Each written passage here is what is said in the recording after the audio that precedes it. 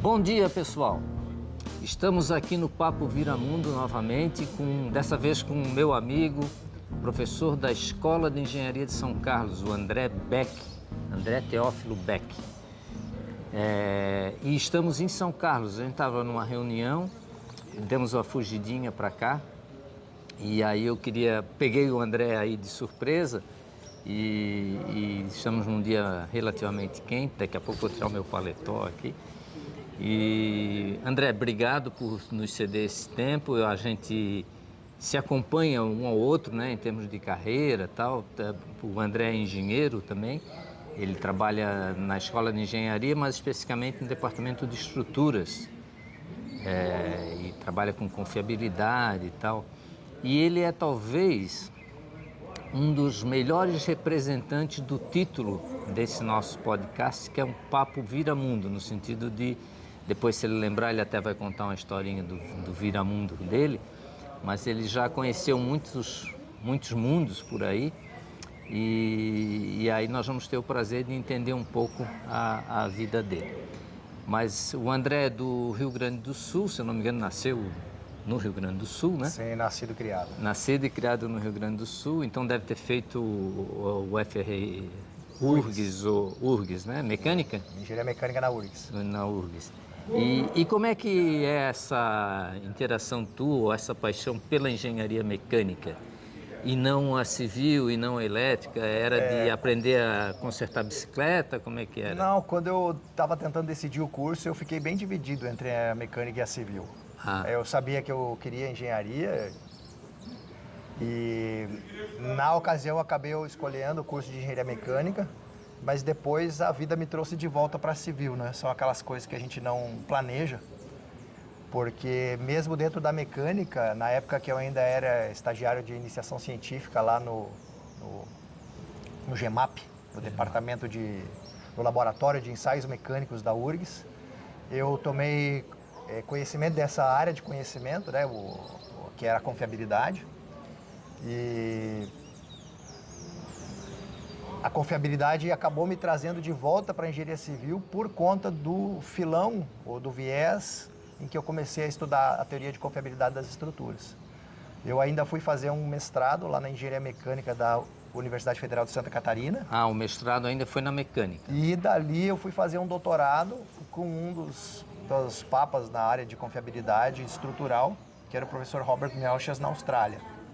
Então dali para frente a minha carreira começou a guinar de volta para a engenharia civil, e agora que eu estou no departamento de engenharia de estruturas, a maior parte dos meus alunos de pós-graduação é alunos de engenharia civil. Engenharia civil.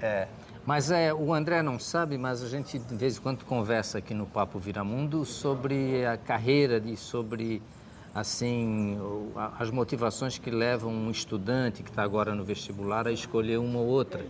E o André, com essa descrição que ele falou, acaba sendo um exemplo de que não precisa ter muita tensão nessa decisão se vai fazer engenharia civil, se vai fazer engenharia mecânica, elétrica, porque depois o mundo, as atividades vão nos levando para caminhos como o dele, que voltou para uma, né? A vida vai abrindo novas portas, né? Isso. A gente já falou dos encontros aqui que as pessoas têm, né?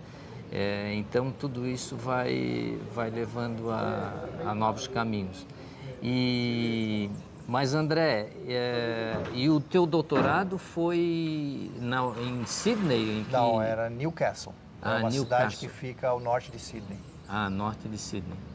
E como é que foi essa história de fazer o doutorado lá e os mergulhos que uma vez tu me falasse que fizesse? Então, uma das coisas que eu sabia quando eu comecei a minha graduação é que eu queria fazer um doutorado.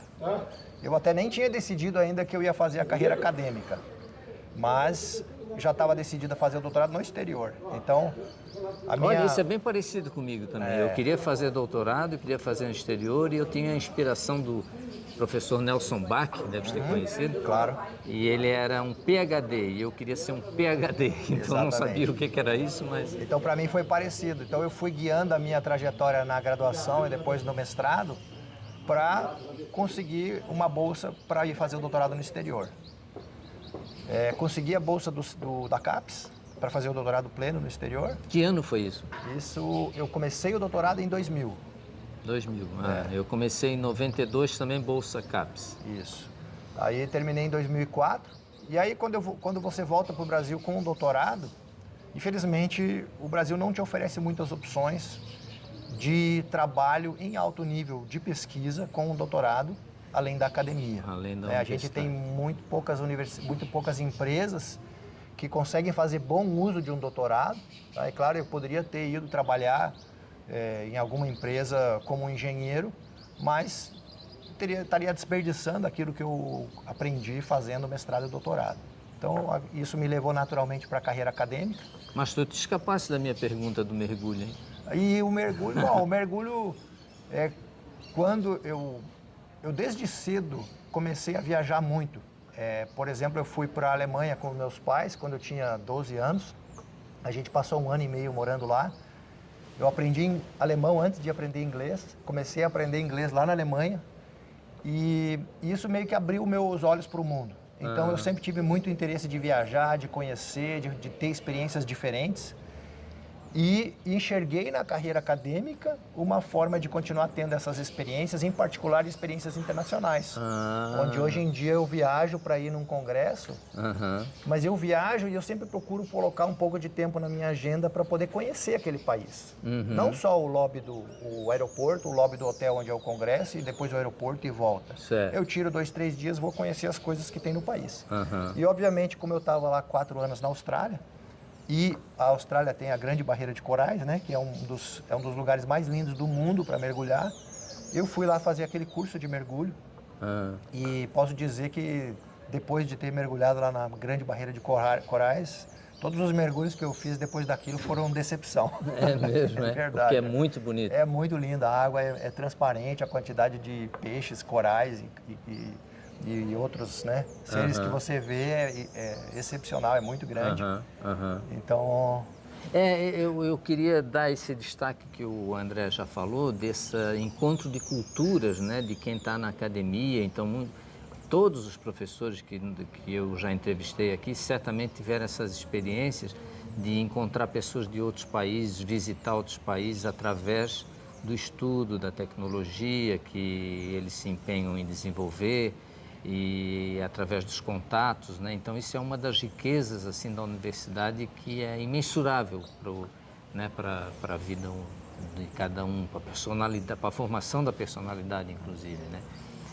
Mas embora mergulhar nos corais deva ter sido uma experiência muito legal, mas eu imagino que andar de bicicleta também por aí seja outra, não? Então, é uma das minhas grandes paixões. Além da viagem, a bicicleta, e viajar de bicicleta, então, é a combinação, né, de duas coisas que eu gosto muito de fazer. E bicicleta tem a engenharia mecânica aí no meio, né? Quando você me convidou para fazer esse podcast, você citou o nome Viramundo, né? Papo Viramundo. Papo Viramundo. Na hora veio a lembrança do apelido que o meu avô me dava, ele me chamava de Trotamundo. E especialmente depois que eu decidi fazer uma viagem de bicicleta pela América do Sul, em que eu fiquei 9 meses pedalando. E eu agendei... 9 meses? 9 meses. E eu agendei ela para terminar o meu mestrado, fazer essa viagem de bicicleta e continuar o doutorado na sequência. Puxa, então, olha só que cara bem planejado. Lembra que eu já tinha planejado fazer o doutorado no exterior? Eu escrevi o meu projeto de pesquisa, mandei para a CAPES e caí na estrada. Quando chegou a hora de fazer a entrevista, eu já estava lá em São Paulo. Eu pedi para mudar a minha entrevista de Florianópolis para São Paulo para não ter que voltar. Fiz a entrevista lá, continuei pedalando. Quando chegou em setembro, eu recebi a notícia de que a bolsa tinha sido aprovada. Sei. E aí eu tinha que começar o doutorado em setembro ou até no máximo fevereiro do ano seguinte. Na Austrália? Na Austrália. Aí eu consegui ainda terminar a minha viagem de bicicleta. Pedalei 11 mil quilômetros pelo Brasil, Peru, Peru, Bolívia, Chile, Argentina. Então cruzou os Andes de bicicleta? Cruzei parte dos Andes de bicicleta, assim. Eu fiz uns pedaços de ônibus, de avião, porque... entendi. Eu tinha um roteiro grosso, assim, um roteiro dos pontos chaves que eu queria conhecer. Mas a experiência da bicicleta ela é muito enriquecedora, porque a gente está muito exposto ao meio. Então a gente conhece muita gente e no conhecer e conversar, as pessoas se animam, ficam empolgadas e vão te dando dicas. E começavam a mostrar coisas que a gente nunca tinha ouvido falar, lugares muito interessantes. Eu lembro de um lugar lá chamado Conceição do Ibitipoca, que a gente foi lá em Minas Gerais, onde tinha o Parque Nacional, o Parque Estadual de Ibitipoca, onde eu vi o lobo-guará pela primeira vez. E é um lugar que eu nunca teria ido se eu não tivesse passando lá por Juiz de Fora e conversando com o pessoal que se aproximou da gente pelo fato de a gente estar de bicicleta. Então, isso foi prolongando a viagem e com o prolongar a gente decidiu, pô, nós não estamos aqui para pagar promessa, nós estamos aqui para ver o mundo, então vamos gastar mais tempo nesses lugares aqui que a gente sabe que são mais bonitos. E aí fazia um trecho de ônibus, fazia um trechinho de barco, de avião, para ir complementando. Mas com isso, eu conheci boa parte da América do Sul. Hoje em dia, eu sou casado com uma chilena, eu encontro chilenos e eu percebo que eu conheço mais o Chile do que muitos chilenos, porque eu atravessei o Chile de norte a sul. Olha. De Arica até Punta Arenas. Então, até Punta Arenas. Até Punta Arenas. Então, é uma experiência assim que a gente leva para a vida, né? Eu fiz isso em 99 e às vezes eu lembro de detalhes, de experiências que eu tive durante essa grande experiência que são assim de deixar a gente arrepiado. E como que é a tua relação em sala de aula com os alunos em relação a esse teu histórico, essa tua bagagem? Porque eu tenho notado que eu acho que eu falo pouco das minhas aventuras, né? Que eu também tive as minhas aventuras, e acho que devo falar mais para os alunos, mas não como forma de se expor, se aparecer, digamos assim, se gabar, né? Mas de incentivar e etc, né? Como é que tu vê isso? Tu tens, tens esse cuidado? Eu tento ser um cara mais próximo dos alunos. Eu tento romper aquela imagem de professor cuzão. Sabe, professor metido, que trata os alunos como ignorantes, porque isso vai contra o espírito de você estar numa experiência conjunta, onde você é o facilitador e você tem que convencer o aluno de que ele tem que se envolver com a matéria e ele tem que estudar, tentar aprender, porque o aprendizado dele, no final das contas, é uma coisa interna, é uma coisa dele, mas que depende muito da dedicação. E essa postura de professor cuzão, ela meio que cria uma barreira, cria uma antipatia com a matéria. Então é exatamente o contrário do que a gente tem que buscar. Eu não falo muito dessas coisas justamente porque eu não quero que o aluno ache que eu estou me gabando, mas eu tento lembrar do tempo que eu era estudante. Então a forma como eu conduzo o curso, ela vai muito... Depende muito da minha lembrança, quais as dificuldades que eu tinha no curso de engenharia em particular. Entendi. O medo, a ansiedade que eu tinha toda vez que eu chegava para fazer uma primeira prova com um professor, porque eu não sabia o nível de exigência, o tipo de questão que ele colocava. Então, eu uso isso a favor, né, do meu método de ensino, por exemplo, disponibilizando para os alunos os gabaritos corrigidos das provas de todos os anos anteriores em que eu dei a mesma disciplina. Então, eu removo essa dúvida, essa ansiedade, ao fornecer esses gabaritos para eles. Mas esse é só um dos elementos então, que eu uso para tentar me aproximar um pouco dos alunos. Gosto de fazer piada também. Sei. A gente até tem que ter cuidado, porque hoje em dia o pessoal anda meio, né? Você tem que cuidar qual é a piada que você faz, não pode ser machista, nem sexista, nem... Né? Então a gente vai se adaptando um pouco aos tempos, mas não dá para deixar de fazer piada, porque ela cria aquele momento de descontração. É uma aula de 2 horas, é bem cansativa. Então, se você não der uma quebrada nela de alguma forma, você vai perdendo os alunos ao longo da aula. Sei. E esse contato, com essa interação com os alunos, tu achas que tu consegues estar na mesma linguagem deles, tu te modernizasse com essa chegada assim triunfante, né, e que permeia tudo que é a internet, que é o WhatsApp, Eu, por exemplo, eu me lembro quando começou o celular, eu dizia proibido usar celular em sala de aula. Hoje em dia os alunos usam o celular para ver o PDF das suas apresentações e tal, né? Sim. Então, e eu não sei se os professores se adaptaram bem a isso. Como é que foi o teu caso? Assim? Então, eu uso pontualmente essa facilidade, né, do acesso à internet, porque eu sei que os alunos estão lá com o celular no bolso e tem alguns que ficam usando o celular durante a aula. E então, às vezes acontece tem alguma fórmula conhecida da matemática que a gente precisa buscar. Eu não lembro ela de cabeça, eu não anotei no meu caderno. Até eu anotei, mas eu quero mostrar que ela é uma fórmula que se aplica em outras áreas do conhecimento, como a fórmula lá de vibrações, né? Vibrações. Os Harmônicos. Os harmônicos, certo. Então, Essa é a minha área, hein? então eu chego para os alunos e digo, essa equação aqui, se vocês derem um Google, vocês vão ver que ela se aplica para descrever tanto a configuração instável de um pilar comprimido, quanto a vibração de uma estrutura, quanto a vibração da corda de um violão. Então, isso é uma forma de tentar gerar um pouco mais de interesse naquele tema. Que aí o aluno que está um pouco desmotivado vai saber, não, mas isso aqui, então esse conhecimento aqui não serve só para essa aula chata. Serve para outras coisas que talvez vão ser importantes no meu futuro. E aí, então, nesse momento eu paro a aula e peço para aqueles que estão com o celular fazerem a pesquisa. Vê aí o que o Google diz sobre isso.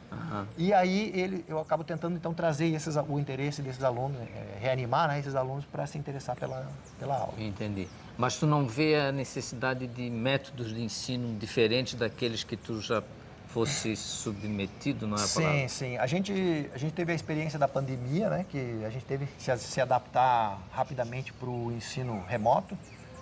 E a minha leitura daquela experiência é que a gente, por ter que ter feito uma adaptação muito rápida, a gente pegou a aula que a gente dava no quadro e passou a dar na tela, lá no online.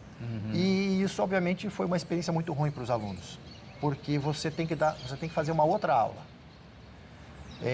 Hoje em dia, se eu tivesse bastante tempo à disposição, eu tivesse que escolher entre escrever um livro e preparar um curso online, para que os alunos acompanhassem pelo YouTube, por exemplo, eu ia preferir fazer esse curso online, mas eu ia preparar um curso para acompanhamento online.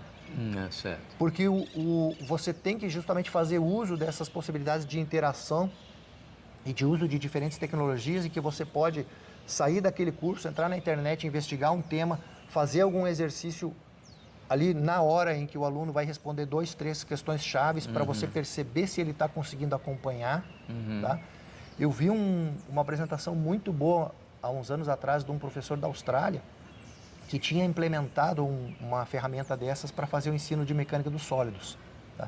Eu preciso até recuperar o nome desse cidadão, porque ele criou um sistema de acompanhamento online dos alunos, em que os alunos iam acompanhando os slides da matéria teórica. Aí ele parava para fazer 2 ou 3 questões chaves para perceber onde que os alunos estavam tendo dificuldade, e de acordo com essas questões-chave, ele vinha e fazia a aula presencial. Só naqueles temas em que ele percebeu que os alunos travaram um pouco. E, com base nas respostas dessas questõezinhas, ele ia avançando com o curso de forma iterativa, né? Usando coisas que a gente não consegue usar na sala de aula. Para nós, em mecânica dos sólidos, é muito fácil você botar lá um sisteminha, um programinha de pórtico, e ir mostrando, né? De permitir ao aluno mover a carga e ver como que os esforços vão mudando no pórtico. Mudar uma condição de apoio e ver o que aquilo provoca em termos de deformações do pórtico, e o aluno pode fazer isso. Não tem que ser uma coisa que você já preparou.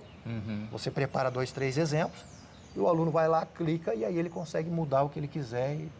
E essa iteração tem que ser explorada num curso online. Entendi. Mas como em geral, né, como vocês sabem que têm acompanhado o nosso papo, eu tento mais assim falar sobre a vida do entrevistado ou da entrevistada, né, e menos assim sobre a USP, sobre a universidade em si, né. Mas a tua perspectiva de universidade ou de USP,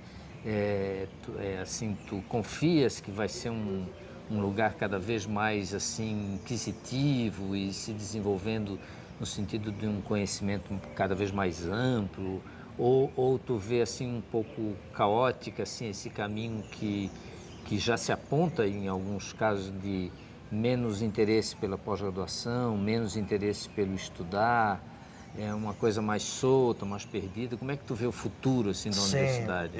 eu diria, eu tenho visto o futuro da humanidade e do Brasil em particular cada vez mais fugindo das questões de ciência, de você se especializar num tema para ser um bom pesquisador naquela área, para fazer uma diferença no mundo, tá?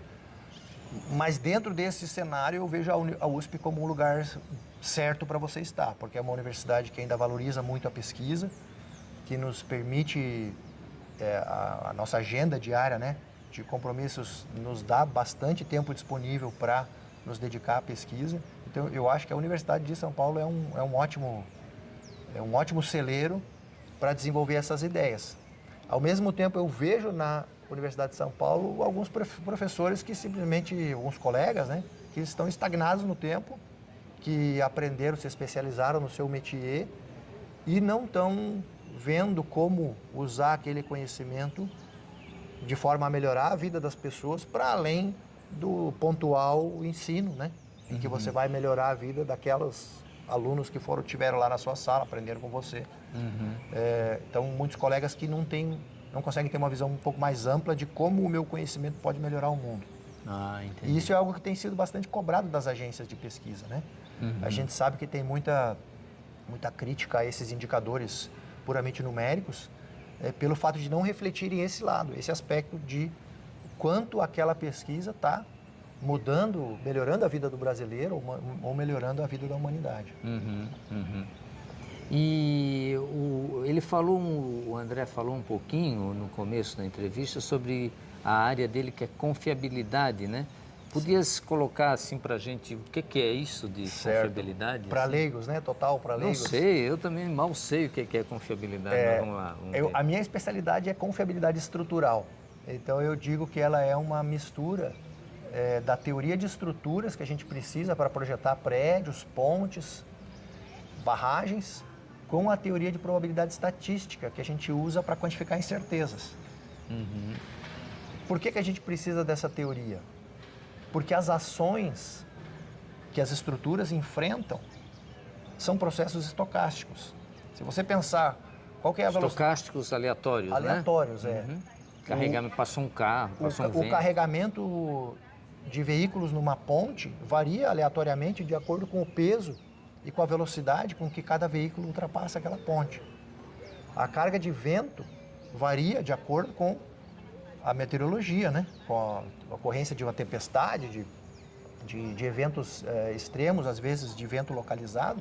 A gente tem as cargas sísmicas que são totalmente aleatórias, né? Tanto você não sabe quando o sismo vai chegar, não sabe qual a intensidade que ele vai ter e você não sabe direito como que a estrutura vai responder àquela ação sísmica. Então, a confiabilidade estrutural tenta representar essas ações como processos estocásticos para entender o efeito delas nas estruturas para conseguir projetar estruturas melhores, que sejam estruturas que não vão entrar em colapso sob a ação de um sismo que não seja um sismo excepcional em termos de intensidade e que também não tenham danos que vão exigir custos de reparo muito grandes. Ou que não tenham danos que vão exigir a interrupção do uso daquela estrutura. Então, uma das coisas que a gente faz, por exemplo, é diferenciar a importância de cada estrutura para a sociedade, no sentido de que um hospital, por exemplo, que vai dar o atendimento de urgência para toda a população que foi afetada por um sismo ou por uma inundação, é o prédio que tem que estar de pé e funcional. Olha, eu não tinha pensado nisso, hein? Em qualquer situação. Então, a gente usa toda essa teoria e esse conhecimento para saber quão mais forte eu faço esse hospital para que ele esteja lá funcional para atender uma emergência. E isso então depende de conhecimento, imagino, matemático, né, ligado à estatística, e conhecimento estrutural ligado à engenharia civil, né, então isso também é outra coisa interessante. Então, embora o André seja diplomado em engenharia mecânica, nada impede ele, estando na universidade, de estar trabalhando com astronomia, com projeto de telescópios ou com estruturas estocásticas e etc., né? Então, essa riqueza de caminhos que existem, elas devem ser cada vez mais exploradas e sem medo, né, de querer ficar só numa direção e num caminho. Tá bom, esse é o André Beck que falou conosco. O André, muito obrigado pelo teu tempo, pela atenção para comigo, para os nossos ouvintes aí e muito ao Papo Viramundo também. Então, ficamos por aqui e te agradeço de novo por tudo. Muito bem. Tá bom? Aí, ó. Tchau.